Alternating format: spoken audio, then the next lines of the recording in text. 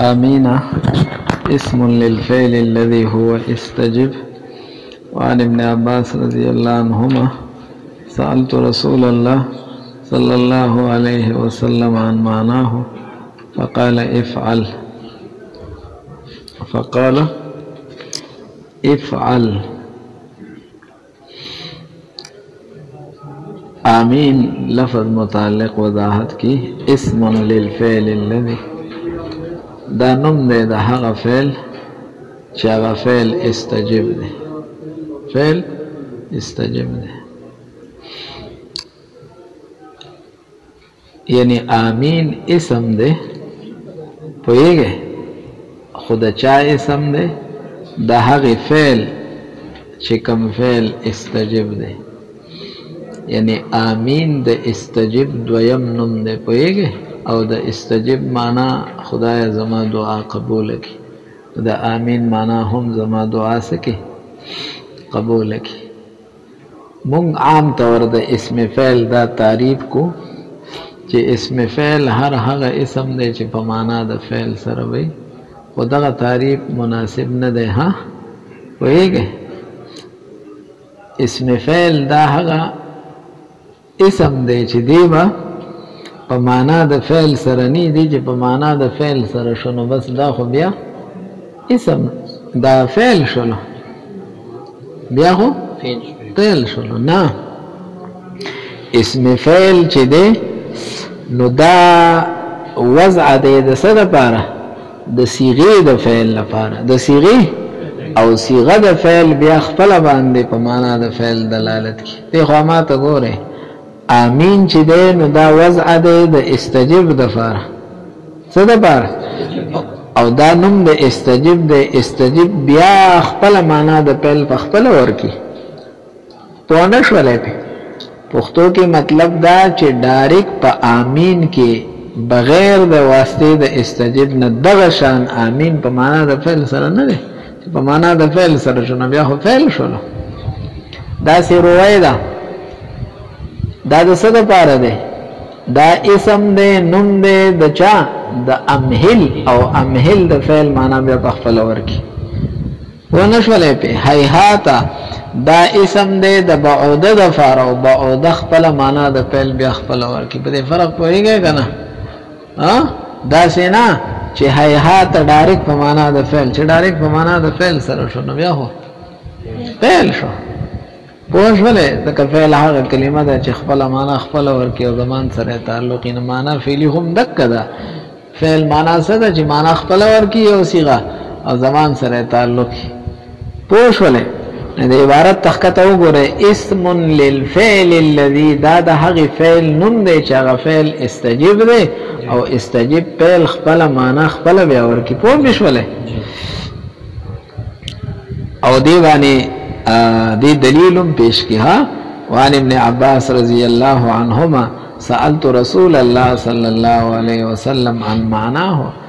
عبداللہ ابن عباس صاحب دا نبی علیہ السلام نے دا آمین معنی بارکی تپوسو کو فقال نبی علیہ السلام او فرمائل دا آمین معنی دا افعل. او آمین اسم او نم دا افعل لے. ها حکم افعل دا افعل نمراد اپی سے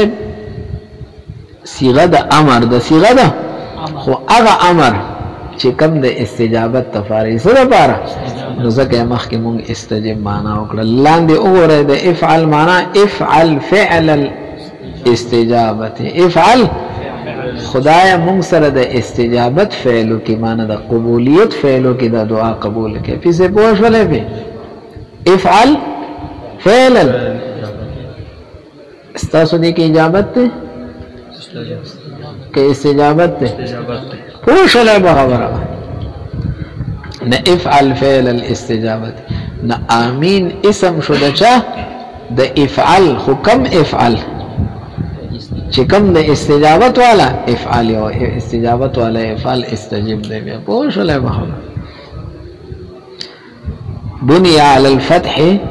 كأين لالتقاء الساكنين. اپی سبو آمین ده. ها آمین نه ده ذکر التقاء ده ساکنین ده او علا غیره حده ده یام ساکن ده نونم سده ساکن ده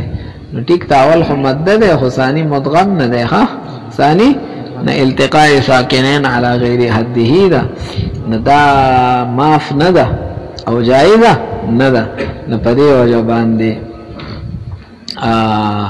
دا مبنی کړل شو په فتحه باندې پکار خدا وا چې مبنی وي په سکون سره د اصل په بنا کې سکون ده او سکون چې وایو نه التقاء راځي امین چې وایو التقاء راځي نو د التقاء نه د بچاو د لپاره مونږ دې له فتحه ورکړل ها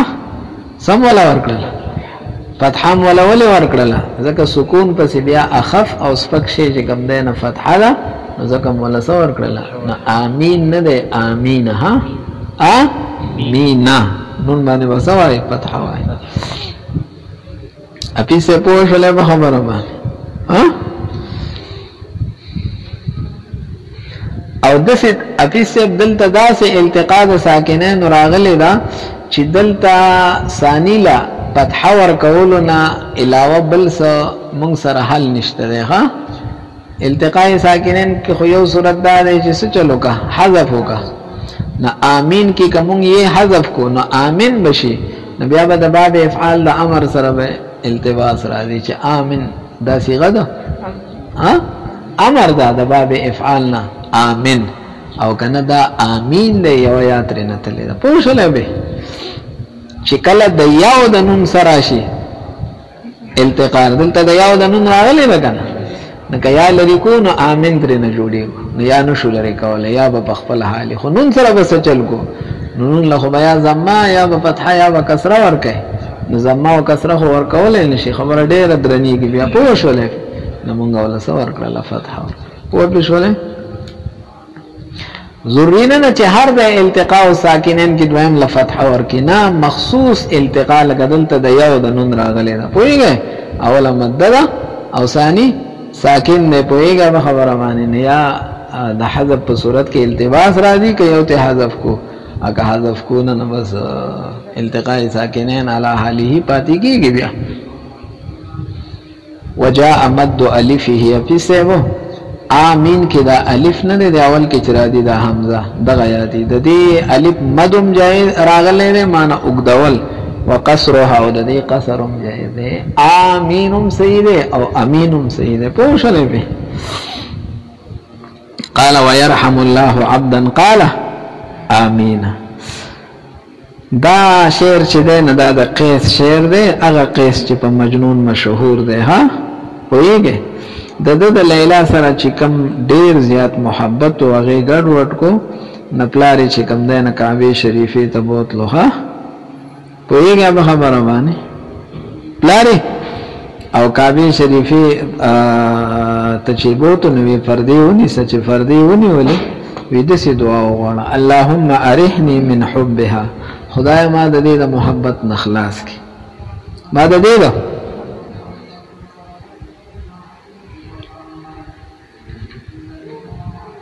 ناغسوی اللہم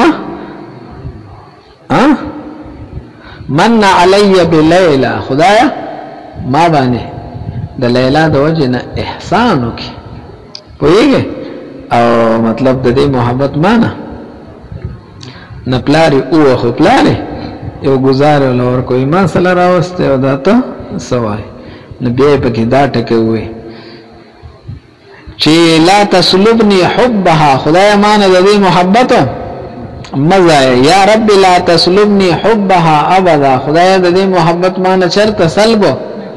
او اخر کې ويرحم الله عبدا فاغه بنده خدای رحم وکي قال امين چې زما په دې دعا باندې سوې امين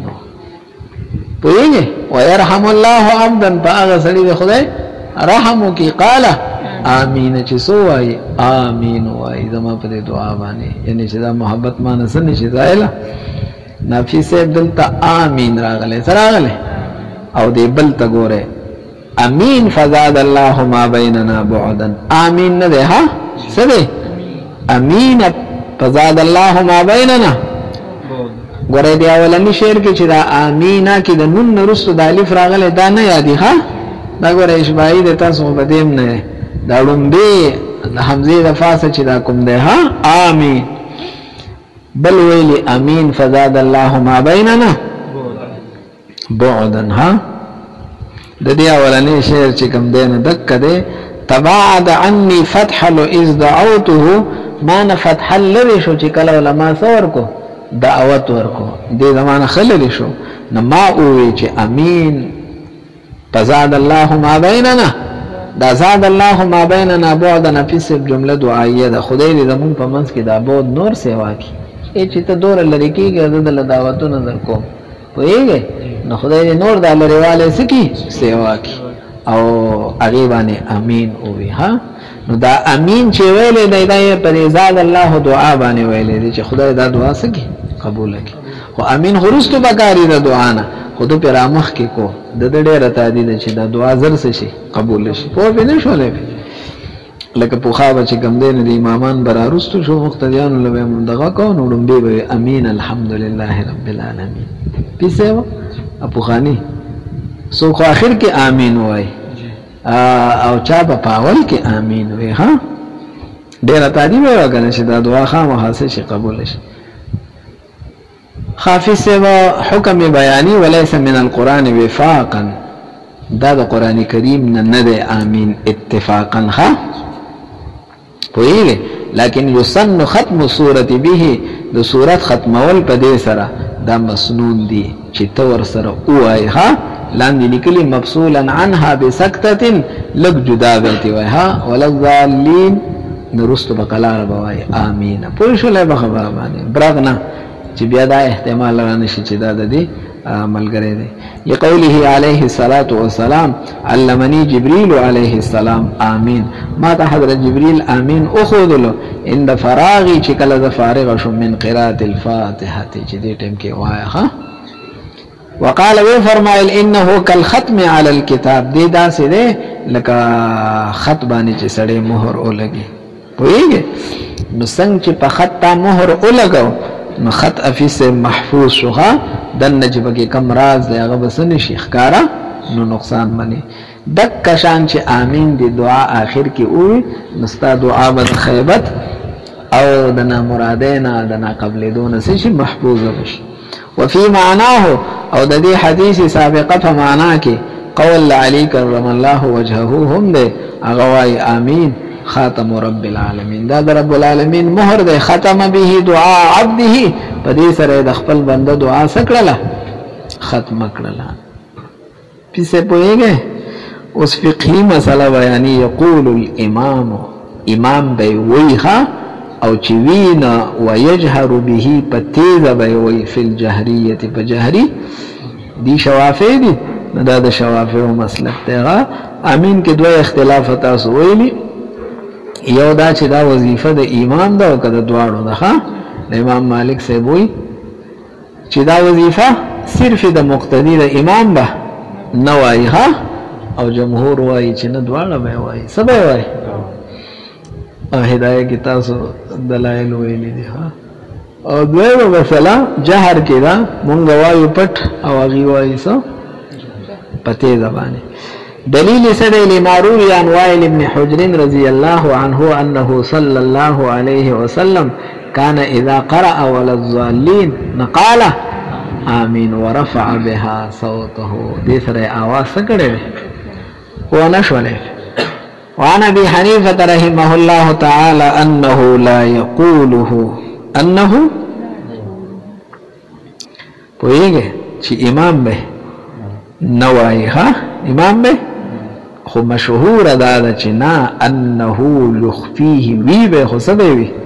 كما رواه عبد الله بن مغفل وانس رضي الله عنهما تاسو په شله خبره باندې والماموم يؤمن معه مقتدي ورزرم سوي امين وای لقوله عليه السلام اذا قال الامام ولا الضالين نقول امين تاسو سوي فإن الملائكة ذكر فرشتي تقول آمين غي سواي نفمن وافق تامينه دچا آمين ويل چې موافق شو تامين الملائكة او موافقت تسکی یا په وخت کې یا اخلاص کې پويږي نو غفر له ما تقدم من ذنبه مونږ وایو چې پټ په وایي اغي وایي چې سبا وایي داغي دلیل رفع بها صوته ها مونږ وایو نبی کریم صلی الله علیه وسلم کله کله پټ سيزونه ښکارا ویلي او تعلیمنی ویلي. ها سی ویلي چې کله امام الغزالین وایي تاسو امین وایي نو څنګه بوایي نو نبی علیہ السلام کله کله په تیزه پکې پوهیږئ لکه نبی علیہ السلام تسبیحات کله د استفتاح کلمات ثنا وغیرہ دا ټول په تیزه کله کله ویلي تعلیمن کنه نو دایم څه ویلي. بل دا خبره چې دعا ده امام بخاری رحمه الله دا عطا رحمه الله قول نقل کی چې دا دعا ده او دعا کې اخفاء ده افضل ده ادعوا ربکم تضرعا وخفیا پوهیږئ. او دی چې کوم روایت را نقل کو د عبد الله ابن مغفل سے د وائل ابن حجر رضی الله عنه دا په دوه طریقو نقل شوی د ابو داود شریف کې بدل راشي. یو د سفیان طریقه ده دا دی چې کوم نقل کو، یو د شعبہ سے د شعبہ سے پر روایت کې خفض بها صوته روایت هم دک ده ها هغه کې سره غله وخفض بها صوته نبی علیہ السلام نو استعرض راغی هغه کې رفع بها صوته ودلته نو د تعرض حل یا داسې او چې د رفع نه مراد تعلیما رفع ده صرف ده او یا تعرض په داسې طریقه باندې حل کچ افعل ستلارشه آیات تلارشه آیات کریمه کې خو اخفاء راغلی ده نخفض بها صوته دا بداغی سره موافق شي. د محدثین او د افسر د مفسرین دا طریقه ده چې د سوراتونو په اوایلو کې فضائل د سورۃ بیان څه بیان فضائل او د امام زمون د قاضی بیضاوی رحمه الله او د امام زمخشری سب طریقه ده چې دی آخر کې فضائل بیانې ها هغه وايي دا اوصاف دي د سوراتونو د فاره او اوصاف د موصوف نه رستوی موصوف مخکې وکاري په شله به خبره نو آخر کې د سوره فاتحه او سوره فضائل بیانې ها.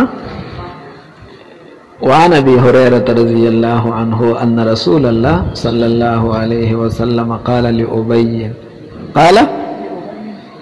ابي رضي الله ابي بن كعب رضي الله عنه ته فرمایل الا اخبرك بسوره تا ته یو سوره نخیم داسي سوره لم تنزل في التوراة والانجيل والقران مثلها چې تورات انجیل او قران کې داغي غوند سورته په یوه خبره باندې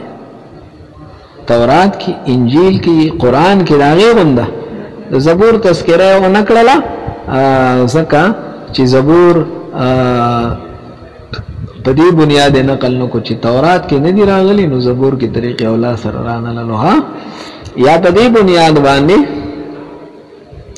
چې هغه کې اکثر سو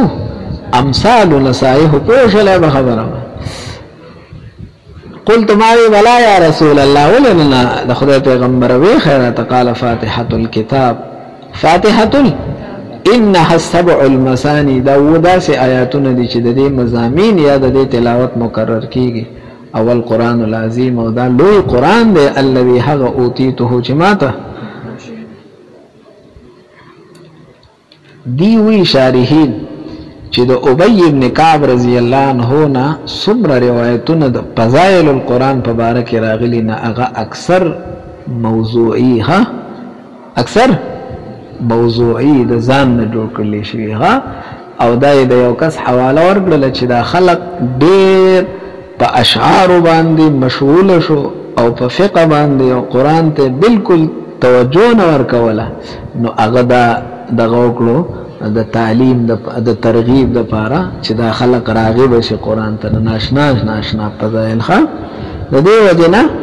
اکثر چې کوم دین د روایتونه چې ابی ابن کعب رضی الله عنه د فضائل په حواله باندې نو دی ورته اکثر موضوع ای ها خصوصا ابو سعود راغستی نو لاندې چې چا تخریج کړي د نه یا ضعیف نه یا موضوع ان په شولې ورپسې وان ابن عباس دا یو روایت ګوره صحیح دی ها عبد الله ابن عباس رضی الله عنه ادا مخ کی روایت هم ها دا مخ کی اگر چې عام دغه د خدا روایتونه صحیح دي پوه شول عبد الله ابن عباس رضی الله عنه منقول لی سفر مای نحن عند رسول الله صلی الله علیه وسلم موږ د نبی علیہ السلام بین لفظ مقام دیغا یعنی نحن عند رسول الله صلی الله علیه وسلم نبی علیہ السلام سره موږ او اذا تاه ملک ناسا به یو فرشته راغله فقال نبی علیہ السلام ته فرمایل ابشر بنورین د دوو رڼاګانو خوشخبری قبول کړه اوتیتهما چې هغه دواړه تا ته درکړل شي دي لم یؤتهما ندی ورکړل شي دغه دواړه نورونه رڼاګانې نبی یو پیغمبر ته قبل کستانه هغه دوه رڼاګانې سدي فاتحة الكتاب وخواتيم سورة البقرة یا فاتحة الكتاب وخواتيم سورة البقرة یو فاتحه ده او بل د سوره بقره د رستی آیاتونه نه دي اما ان الرسول بما انزل اليه من ربه د دې ډېر فضیلت راغلی لن تقرأ تبشرنا ولي حرفا يوحسا من هذا دين الا اعطيته مگر تا تواغ در کولی کی داغي ثوابونه نداد فاتحه بل فضیلت وعن حذيفة بن اليمان رضي الله عنه أن النبي صلى الله عليه وسلم قال إن القوم بشك يو قوم لا يبعث الله عليهم العذاب الله تعالى بحقيبا نسر عليك عذاب حتما مقضيا حتما معنى واجبا خامخا پر عليك او مقضيا معنى مقدرا فيصلي شوي فيقرأ سبي من سبيانهم يوم شمرا ولگي او دا اغا قوم دا ما شمانو نا اولولی فی الکتاب پا مکتب کی خواب مدرسه کی الحمدللہ رب العالمین اولولی سولولی نا فیسمع اللہ فیسمعه اللہ تعالی اللہ یووری اللہ نا فیرفع عنهم بذالک العذاب اللہ تعالی تی عذاب پورتا کی 40 سنتا سلویختا کالا